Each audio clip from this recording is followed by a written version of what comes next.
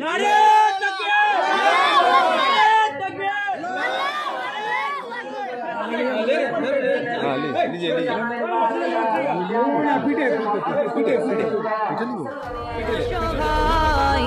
দাঁড়িয়ে বাংলায় দিয়েছি তোমার নামে মধু আঞ্জাম, দিয়েছি তোমার নামে মধু আঞ্জাম। রাসূল তুমি নাও দরুদ সালাম।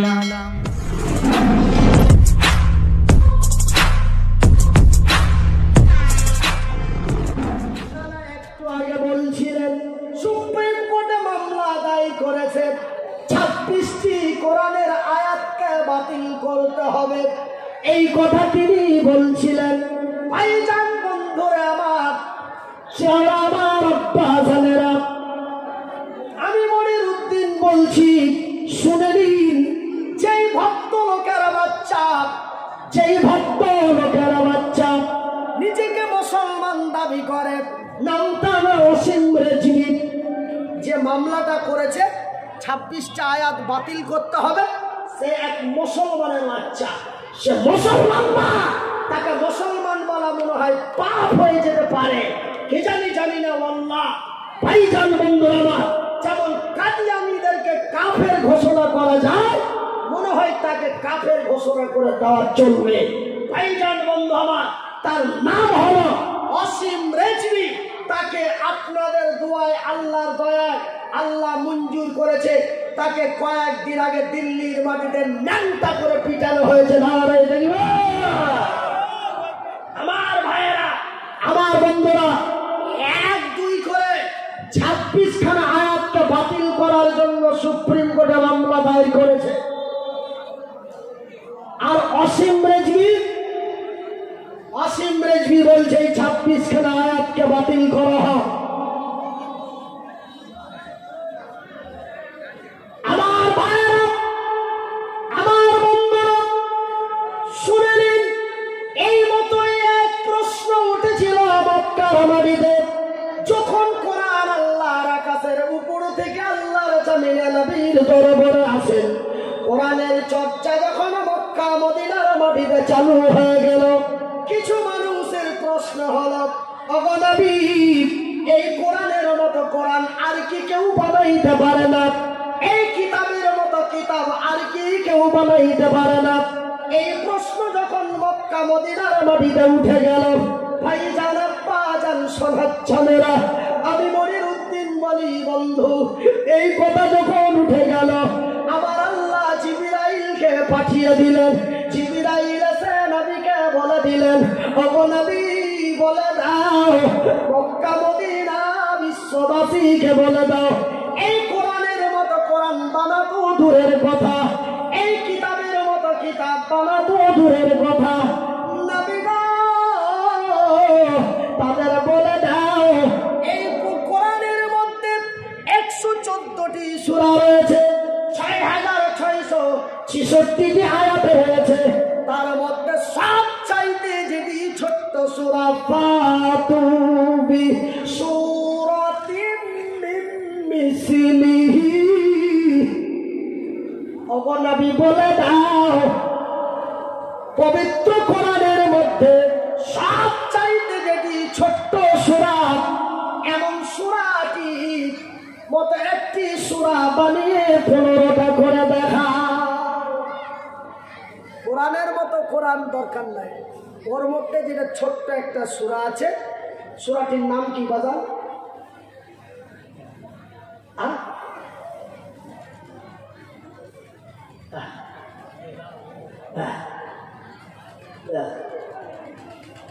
সূরা কাউসার। এর চাইতে আর ছোট সূরা না। আমার ভাইয়েরা, আজকে লজ্জা করা দরকার। আপনারা আমাকে প্রশ্ন করবেন বা আরো কোন আলেমের আমাদের প্রশ্ন করবেন, মনির উদ্দিন ভাই, আমার আল্লাহর তো অতি দয়া, আমার আল্লাহর তো অতি মায়া, আমার আল্লাহর এত দয়া মায়া ভালোবাসা থাকার পরে আমার আল্লাহ রব্বুল আলামিনের দয়া মায়া তিনি কেন আমাদের এমন বড় বড় আযাব দেয়? কখনো দেয় করোনা ভাইরাস, কখনো দেয় আমফান, কখনো আবার ঘূর্ণিঝড়, কখনো আবার জলোচ্ছ্বাস, কখনো আবার ভূমিকম্প, কখনো মোদির লোকের মার, কখনো অমিত শাহর মার। আর ওই কিরে গেরুয়া পাঞ্জাবি নাম কি,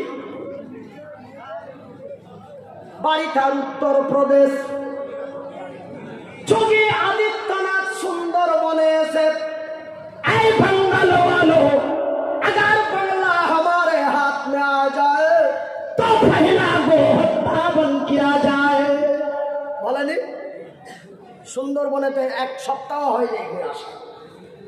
তার আগের দিন আমি এখানে ছিলাম কাকদ্বীপে, আর তারপরের দিন যোগী আসলো। আর এসে স্টেজে ভালো মন্দ আপনারা কেমন আছেন দেশবাসীও, কি খবর টবর কিচ্ছু না, মাইকে উঠেই বলছে कान खोल के सुन लो, अगर बांग्ला हमारे हाथ में आ जाए तो पहला गो हत्या बन किया जाए। এই সাহস কোথায় পেল? এই সাহস দিয়েছে মুসলমানেরা। আমি মনিরউদ্দিন বলছি, যদি মামলাটাও দিয়ে দিতে পারো, কোনো দুঃখ নিতে পারি না, কোনো দুঃখ নেব না। আজকে যদি আঙ্গুল তুলতে পারে, দোষটা যেন আমার। ভাইজান বন্ধুরে, 39 বছর হয়ে গেল, 39 বছর হয়ে গেল।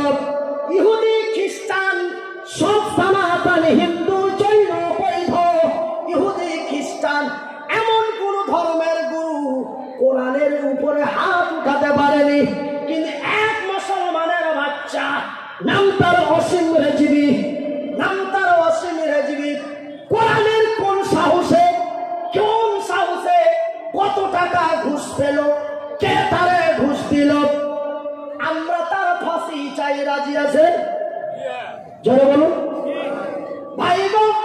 আমেরিকা থেকে নিয়ে লন্ডন পর্যন্ত, থাইল্যান্ড থেকে নিয়ে জাপান পর্যন্ত, কুয়েত থেকে নিয়ে কাতার পর্যন্ত, বাংলাদেশ থেকে নিয়ে পাকিস্তান পর্যন্ত, এত শিক্ষিত বিজ্ঞজীবী মানুষ থাকতেও, এত ধর্মগুরু থাকতেও, কোন হিন্দু পর্যন্ত, কোন খ্রিস্টান ইহুদি বলতে পারেনি এই কোরআন বাতিল করা হোক, কোরআনের অমুক আয়াতটা বাতিল করা হোক, কোরআনের ওই সূরাটা বাতিল করা হোক, এর উপরে আমরা মেনে চলতে পারবো না, এই কথা বলতে পারেনি। কিন্তু আজকে কে সাহস দিল? আমার ভাইয়ের, আমার বন্ধুরা, খবরদার কাউরি কেউ দোষী করতে যাবেন না। এই মুসলমানের শত্রু মুসলমানেরা। কথা কি আজে বাজে হচ্ছে? কথা বলুন, কথা কি উল্টো পাল্টা হচ্ছে? আজ পর্যন্ত কোন অমুসলিম কোরআনের উপর আঙ্গুল তুলতে পারেনি। চলো, সারা পৃথিবীর মাটিতে সবচাইতে বড় শত্রু কোরআনের, তার নাম হলো আবু জেহেল। নাম কি ভাইজান? আবু জেহেল কোরআনের 1 নম্বর শত্রু ছিল, কিন্তু আবু জেহেল নিজেকে সামলাতে পারে নাই। প্রতিদিন রাত্রে নবীর মুখের তেলাওয়াত শুনতে যেত। ভাই গো, আবু জেহেল তার সেনাপতি কমান্ডারদের ডেকে বলতো, এই শোনা রাখো, আজকে থেকে তোমরা খবরদার আর না কোরআন শুনতে যাবে না। যদি কোরআন শুনতে যাও তোমাদের বড় শাস্তি দেওয়া হবে। আবু জেহেল নিজে মানা করে, ও আবার রাত্রে চুরি করে চলে যায়।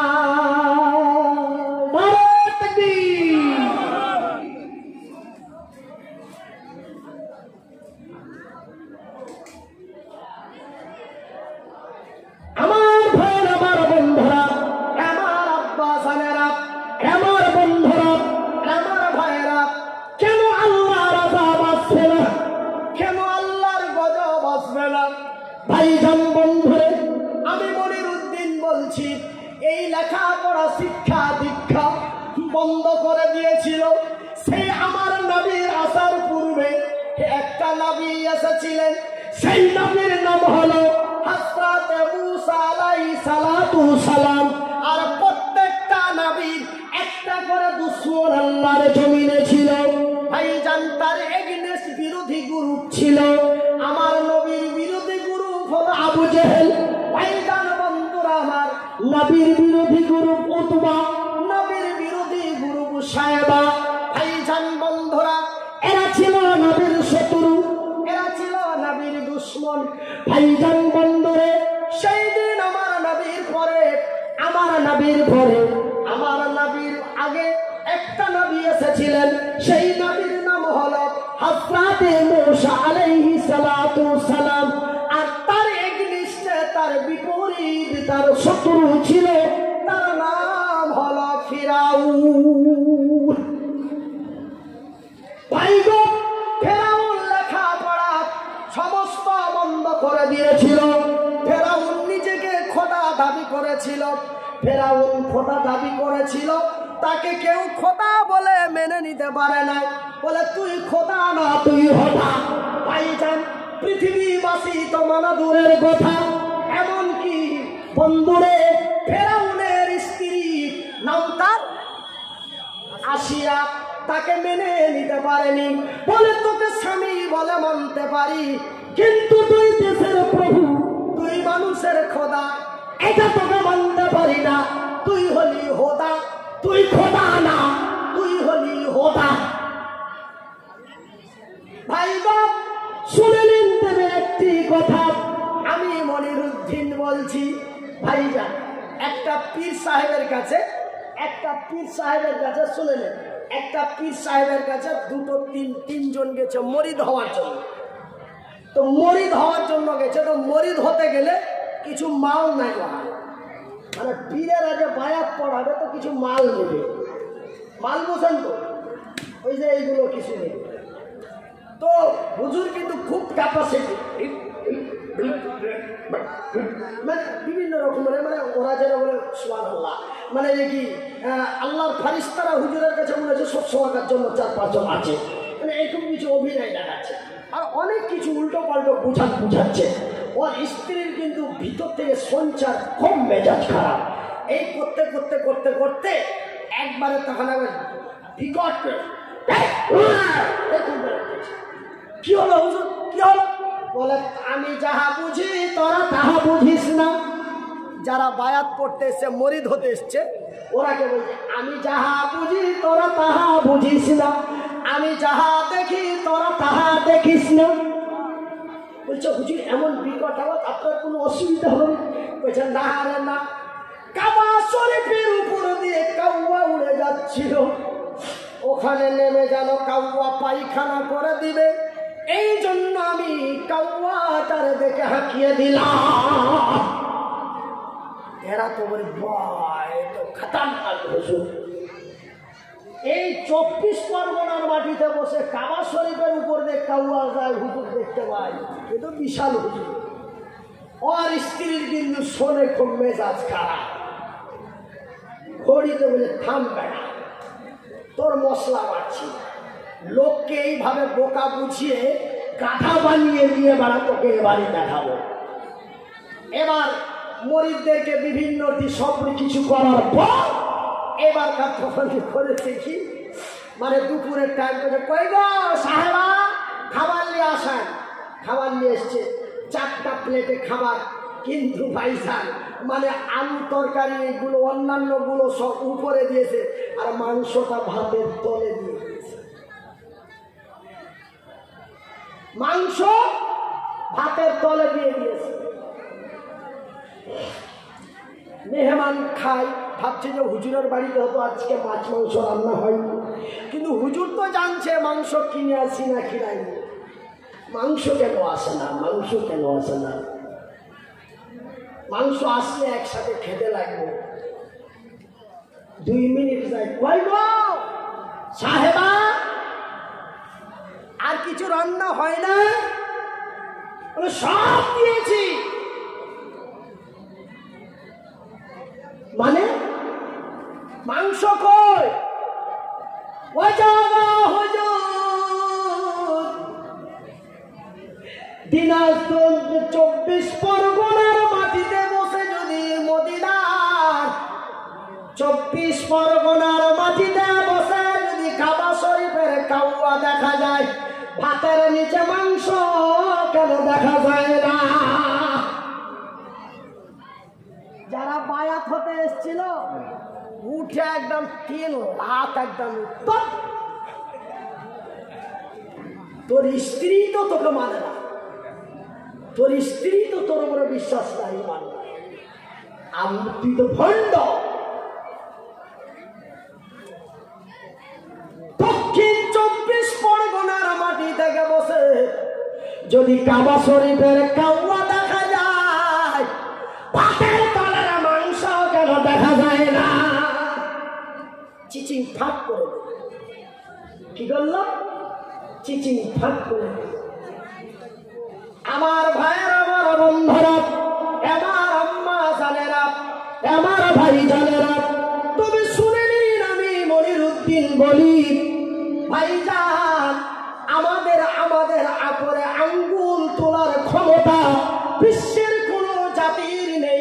কেন সেই দিন মক্কার মাটিতে আবু জেহেলের নেতৃত্বে 2% মুসলমান মক্কা মদিনা তায়েফের মাটি বিজয় করেছে, কিন্তু আজকে 30% মুসলমান তাদেরকে কুত্তার মতো করে ব্যবহার করা হচ্ছে। কখনো বলা হয় আতঙ্কবাদী, কখনো বলা হয় মৌলবাদী, কখনো বলা হয় বিদেশি, কখনো বলা হয় পাকিস্তানি, কখনো বলা হয় বাংলাদেশি, কখনো বলা হয় বহিরাগত। কেন লাঞ্ছিত, কেন ঘৃণিত, কেন পদদলিত, কেন অপমানিত? এই ভারতকে তো স্বাধীন করেছিল মুসলমানেরা, এই ভারতকে তো নেতৃত্ব দিয়েছিল মুসলমানেরা, আজকে কেন বিদেশি হলো? ভাইজান আমার আব্বা জানেরা, গুড়ল বলছে গাছ কাঁদছে আর বলছে, গাছ কাঁদছে আর বলছে তোর কি জানে মায়া হয় না, তোর কি জানে মায়া হয় না, তোর কি জানে মায়া হয় না, তোর কি জানে মায়া হয় না, তোর কি জানে মায়া হয় না, তোর কি জানে মায়া হয় না? আমার উপরে এতগুলি ফল ধরে আছে আর তুই কেন আমাকে কাটছিস? বলছে কুড়াল, বলছে গাছ রে, তোকে কাটার মতো আমার ক্ষমতা নাই। কুড়াল বলছে, কুড়াল বুঝেন তো, উঠারি উঠারি, কুড়াল বলছে গাছ রে, তোকে কাটার মতো আমার ক্ষমতা নাই, কিন্তু আমার পাছাতে যে খোটা লাগা আছে তোরই জাত, তোর জাত যদি আমার পাছাই লাগা না থাকে আমি তোরে কাটতে পারবো। ভাইজান কেন আজকে দোষী করবেন? কেন বলবেন পোড়া কপাল? কেন বলবেন কপাল খারাপ? চরিত্র এদেরই খারাপ, ব্যবহার এদেরই খারাপ।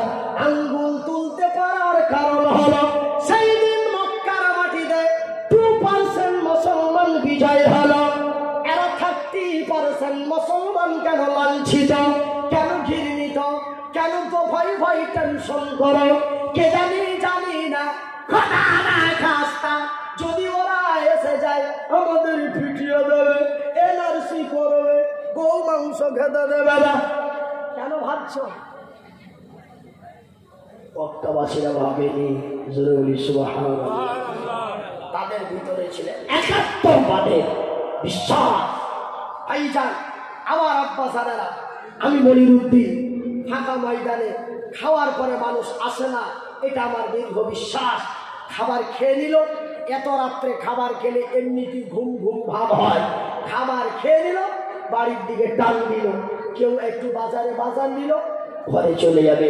আমি শেষ কথা একটা বলে আমি মনিরুদ্দিন এই মতো হাত দুটি তুলে আপনাদের জন্য দোয়া করব। আমার নানা আমার গাড়িতে যাবেন, এরকম একটা আমার সাথে কথা, ওনার রেলের টিকিট ছিল সেটাকেও ক্যান্সেল করে দেওয়া হলো, আমি নিয়ে যাব বলে। যাই হোক, উনি আমার ডিস্ট্রিক্টের পাশেই যাবেন, সেই রায়গঞ্জ উত্তর দিনাজপুর জেলা, উত্তর দিনাজপুর জেলার ডিস্ট্রিক্ট টাউন হচ্ছে রায়গঞ্জ।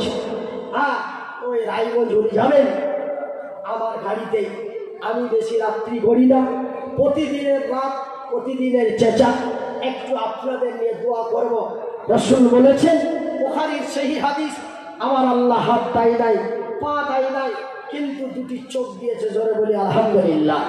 আল্লাহর দেওয়া চোখ দুটি দিয়ে রাসূলের হাদিসে পড়ে দেখলাম, আমার নবী বললেন, আল্লাহ আকাশের নিচে জমিনের উপরে তিন ব্যক্তির দোয়া, তিনজন ব্যক্তির দোয়া কবুল হয়। তার মধ্যে একজন ব্যক্তি হলো মুসাফির, দ্বিতীয় ব্যক্তি হলো মাজলুম, তৃতীয় ব্যক্তি হলো মা। আজকে দেখেন আমার সামনে কত মা বসে আছে, যারা আমার ভাষাগত কথাগুলি বুঝতে পেরেছেন, তারা ঠিক শান্তিময় করে বসে আছেন। যারা ওয়াজ বোঝে না, হুজুর দেখতে যাব অমুক জায়গা থেকে বলে এরকম এক হুজুর আসছে, তারা ঠিক হুজুর থেকে চলে গেছে। কিন্তু জানা যে মা বোনেরা কিছু আল্লাহর কাছে নিব, হুজুরের একটু দোয়া নিব, এরকম অনেক নজির আছে।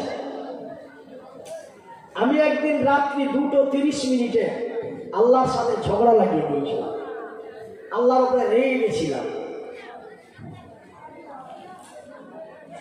তো যখনই আমি রেগে গেলাম, তখন আমার মাথাটা ঠান্ডা হয়ে একটা আয়াত সেন্সের মধ্যে এসে গেল, ইন্নাল্লাহা মা'আস সাবিরিন। এই আয়াতটা এসে গেল। তো আমি আল্লাহর উপরে কি বলে রেগেছিলাম,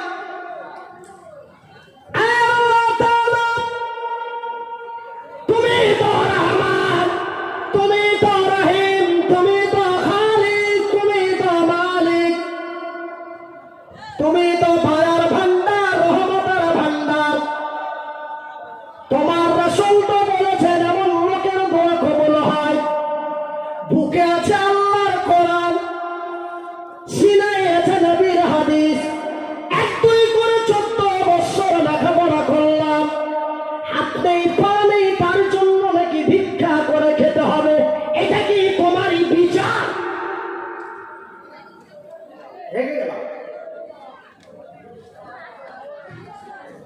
এটা কি তোমার বিচার?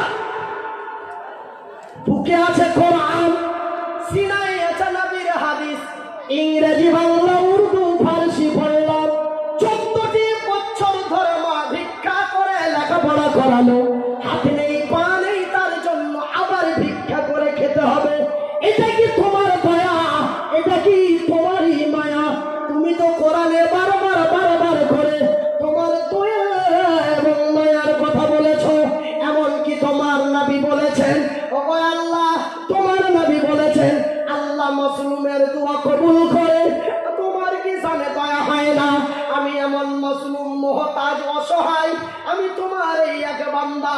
বুকে সিনাই কোরআন রাখার পরেও মানুষের দ্বারা ভিক্ষা করতে বড় লজ্জা লাগে। আল্লাহ, তুমি কি তারা নিরাপত্তা করতে পারো না? তুমি কি মৃত্যুরে চিন্তা করতে পারো না? তুমি কি চিন্তারে মারতে পারো না?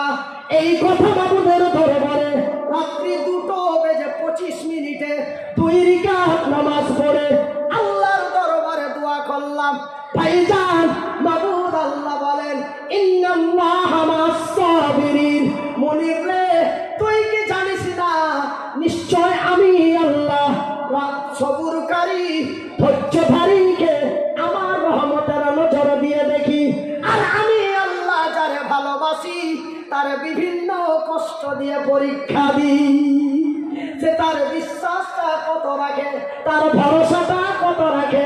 কেন আমার নবীর চাইতে আর কেউ ব্যক্তি আল্লাহর জমিনে আছে রে? আমার এত ভালোবাসা দয়ার নবী, আমার প্যারা হাবিব। যদি আমি ইচ্ছে করতাম আমার নবীকে মক্কা, মদিনা, তায়েফের মাটিতে একটা আঙ্গুল বান্দাদের তুলতে দিতাম না।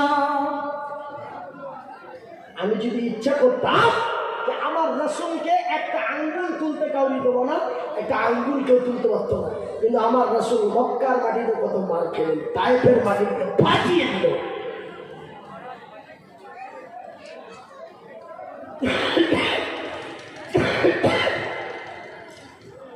আমার ভাইরা, আমার আব্বা জানেরা,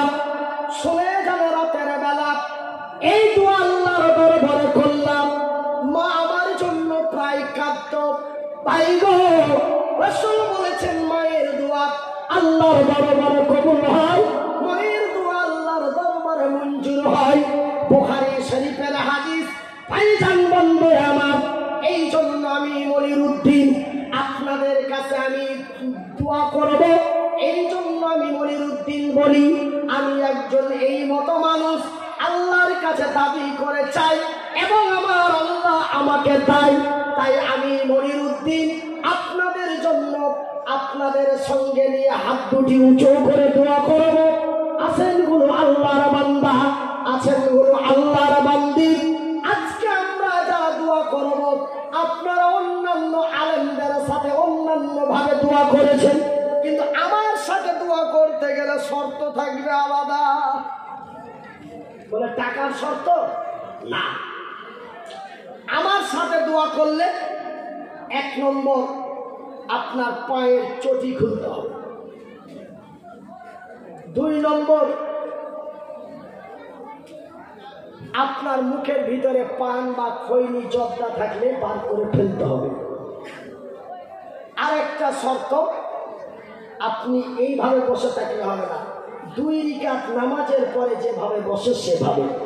আর ইনশাআল্লাহুল আজিজ আল্লাহর কাছে আশা করে বলছি, আপনারা প্রত্যেকের নেক নিয়াত নিয়ে দোয়া করেন, আর কালকে জোহরের নামাজ পড়ে বের হবেন, তারপরে আপনার কাজটা সাকসেস হয়েছে কি হয়।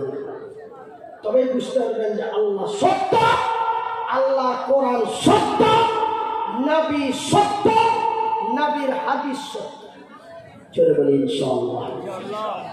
ভাইজান, আমরা মা বোনদেরকে বলিব, তোমরা একটু সুন্দরভাবে বসে যাও। একদম কিভাবে 2 রাকাত নামাজের পরে যেভাবে বসে, আমরা যেটাকে বলি জলসায় বসা, জলসায় বসা, এইভাবে আমরা বসে যাই। তারপরে আমি সত্যিকারের সময়ের দিক দিয়ে অনেকটা কেটে গেল, কিন্তু আজকে আমি নিজেকে কথা বলে তৃপ্তি পেলাম না। সবচাইতে আমি ছোট্টকালে যেটা মনে করি যে আমাকে স্টেজে নিয়ে আসা হলো আর বলে যে আপনারা খাওয়া দাওয়া করেন। এই যে অন্তত আমার হাত দিয়েই বলাটা হতো যে আপনারা খেয়ে আসেন, তখন আমি খেতে যেতে কইলেও আল্লাহর কাছে আশা করি মানুষ খেতে যেতে না। আমাকে যদি এই কথাটাই ওনারা বলতেন যে আপনার মোটামুটি যখন 25 থেকে 30 মিনিট হবে, তখন শ্রোতাদের খাবারের জন্য একটু বলে দিবেন। আমি যদিও বলতাম যে আপনারা যদি কেউ খেতে চান, খাবারের ব্যবস্থা আছে, আপনারা খেয়ে আসেন, তাও মানুষ যেত না, এটা দীর্ঘ বিশ্বাস। আমি তো একদিনের ওয়াক্তা না, এই অভিজ্ঞতা আজকে 15 বছর। আর আমাকে বক্তা করিয়েছে আমার নানা, আর আমার নানার আরেকটা বন্ধু আছে, ওনারা 2 জনে বলা বলি করছে মালটা চলবে মার্কেটে। ওনারা 2 জন আমাকে দেখছে, মানে আমি ওনাদেরকে দেখছি দূর দূর থেকে, অনেক দিন থেকে, কিন্তু যেই দিন আমি বক্তা হচ্ছি সেই দিন ওনারা আমাকে পাশে ডেকে দেখছেন আর বলা বলি করছেন, যে আমাকে দেখে খুব মায়া হলো, দিয়ে বলছে কি ওনার বন্ধুটা নানাকে বলছে মালটা কি চলবে মার্কেটে। লেখাপড়া করেছে তো কেন চলবে না, বলার একটু ফরওয়ার্ড হলে হয়ে গেল। এই ফার্স্ট বক্তা আমাকে লড়াই করেছে, ফার্স্ট পরিচয় সাক্ষাৎ। যাই হোক, আজকে আল্লাহ রাব্বুল আলামিন আপনাদের দোয়ায়, আল্লাহর দয়ায়, ওনাদের লেভেল মতে আমাকে আল্লাহ পৌঁছে দিয়েছে। জোরে বলি আলহামদুলিল্লাহ।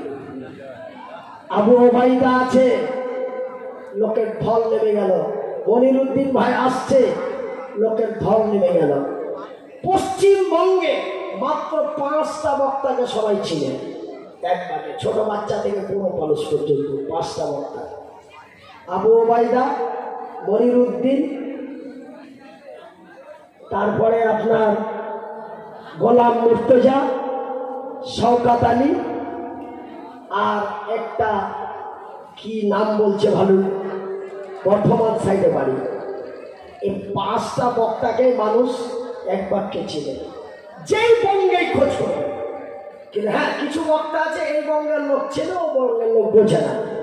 কিন্তু এই 5টা বক্তাকে উত্তরবঙ্গ থেকে দক্ষিণবঙ্গ পর্যন্ত, পূর্ব ভারত থেকে পশ্চিম ভারত পর্যন্ত, ভারতের বাইরে যে খোঁজ করবেন তাহলে বলিয়েন না, যতক্ষণ দায় পর পড়িয়ে দেয়। ভাইয়া, এইগুলি সব আল্লাহরই কারিশমা। আল্লাহ কোরআনে বলছেন অত ঈশ্বমান্তা শাহ, অত শিল্লমান্তা শাহ পিয়াদিকাল খাইর। যাই হোক ভাই, আমি কথার সাথে আর কথা না বাড়িয়ে আমি মনিরুদ্দিন আপনাদের কাছে আর কথা না বলে আমি একটাই কথা আজকে বুঝাতে চাই। মুসলমানের শত্রু মুসলমানেরা। যদি কল্যাণ পেতে চান, শান্তি বিরাজ করতে চান, কূটনীতি, দুর্নীতি, ঘুষ, চিটারি বাদ দিয়ে দেন, নাহলে একে একে সব হাত করবে। কত টাকা দিয়েছে? তুমি 26টা আয়াত বাতিল করার জন্য সুপ্রিম কোর্টে আপিল করছো। কত টাকা মাল পেয়েছ? আমরা দোয়া করব আল্লাহ যেন তাকে এমন এক কেসে ফাঁসিয়ে দেয়, তার যেন ফাঁসির সাজা হয়। জোরে বলি আমি। আমার ভাইয়েরা, আমার বন্ধুরা, আজ পর্যন্ত কোন ধর্মগুরু, কোন জাতি কোরআনের উপর আঙ্গুল তুলে কথা বলে বেয়াদবি করেছে, কোরআনের সাথে বেয়াদবি করেছে, কিন্তু আঙ্গুল তুলতে পারেনি। এটা বাদ দিয়ে দেওয়া হোক। হ্যাঁ, একটা কোরআন যদি পড়িয়ে দেওয়া যায়, হাজারো কোরআন তৈরি করে দেওয়া যাবে, কিন্তু বাতিল বলে যদি ঘোষণা করে দেওয়া যায়, দ্বিতীয়বার আর ওটা ছাপা যাবে না। তবে বেয়াদবি করা আলাদা, আঙ্গুল তুলে শত্রুতা করা আলাদা। আমরা কোরআনের শত্রুদের বলবো সাবধান হয়ে যাও। তুমি মুসলমান হও আর অমুসলিম হও, জীবন দিতে পারি, কোরআনে একটা অক্ষর বাদ দেওয়ার মতো ক্ষমতা বিশ্বের নাই। আছে? বিশ্বের ক্ষমতা নেই। আর তুমি অসীম রেজিবি আপিল করেছ। আল্লাহর জমিনে মুসলমানেরা রক্ত বইয়ে দিতে পারে, কিন্তু কোরআনের একটা ওয়ার্ড বাদ দিতে পারে না। জোরে বলি না। আমার ভাইয়েরা, আমার বন্ধুরা, আমার আব্বাসানেরা, আমার ভাইজানেরা, আমি মনিরুদ্দিন আপনাদের সঙ্গ নিয়ে, আপনারা যে যেখানে আছেন সামনে এসে বসুন। আমি আপনাদের সঙ্গ নিয়ে হাত দুটি তুলে মোনাজাত করব। তারপরে আপনারা আজকের মোনাজাতটার ফলাফল আমরা ফজরের পরে বা জোহরের পরে ইনশাআল্লাহ বুঝতে পারবে যে আল্লাহ সত্য, আল্লাহর কোরআন সত্য, নবী সত্য, নবীর হাদিস সত্য। আপনারা ভাষা বুঝেন না? এই ছেলেগুলো কোথায় গেল? এরা তালবিলিম নাকি? মানে আমারও তো মাদ্রাসায় তালবিলিম আছে। এদেরকে আমি খুব না এই যে বসেছিল ছেলেগুলো, ওরা বলছি, ওরা যারা ঘুমিয়ে গেছে থাকে তালবিলিম চাল। আমিও তালবিলিম ছিলাম। আর এখন আমার কাছে 95টা তালবিলিম আছে। তাদের কাউরি মা নাই, কাউরি বাপ নাই। এত ওদেরকে মারতে মারতে আমি তো মারি না, কেন আমি তো ওখানকার স্টাফ নাই। বাচ্চাদের আমি খেতে দিই, বাচ্চাদের যারা দেখভাল করে তাদের আমি বেতন দিই। তো আমার কাছে কমপ্লেন আছে যে অমুক হুজুর খুব পিটাচ্ছে। আমি এক দিন মাদ্রাসাতে যে 4 ঘন্টার টাইম দিয়ে আসি, দেখি এদেরকে আমারই মারার ইচ্ছে হয়ে যায়। তখন আর স্টাফটাকে কিছু বলতে পারি না যে মারিও না, পিটা, আরো পিটাতে বলে। এত ছোট ছোট বাচ্চা, বড় বড় মানুষগুলো লেবে লেবে চলে আসছে, ও মানে বসেই আছে। এই যে কত খাতারনাক। হ্যাঁ, তো ভাইজান এরা কিন্তু আবার বড় হলে ঠিক হয়ে যাবে, জোরে বলি ইনশাআল্লাহ, জোরে বলি ইনশাআল্লাহ। এই বয়সটা খুব খাতারনাক বয়স। হ্যাঁ ভাইজান, আমি মনিরুদ্দিন, তবে ভাই এটা একটা নবীর মাদ্রাসা। এই খালি হাতটাতে দোয়া করতে আল্লাহর কসম দিয়ে বলছি ভাই, গভীর রাত্রে আজকে 15 বছর থেকে বক্তব্য জগতে ঘুরি, কোনদিন এই হাতটা আমার খালি হাত এইভাবে উঠেনি। বলবেন মনিরুদ্দিন ভাই, আপনি যে গতকালকে মেদিনীপুরে পাঁশকুড়ায় জালসা করলেন, ওটা তো কোনো মসজিদ, মাদ্রাসা, কবরস্থান, ঈদগাহ, কোনো উন্নতি জলসা নয়। ওটাতে ছিল ধর্মীয় আলোচনা, ইসলামী সমাবেশ। সেখানে তো আপনি বক্তব্যই দিলেন, ওখানে তো আপনাকে খালি হাতে দোয়া করতে হলো, ওখানে তো কোনো চাঁদার ব্যাপার ছিল না। ভাইজান আল্লাহর কসম করে বলছি, মিথ্যা কসম যদি হয় আল্লাহ মিথ্যার সাজা আমারে দেবে।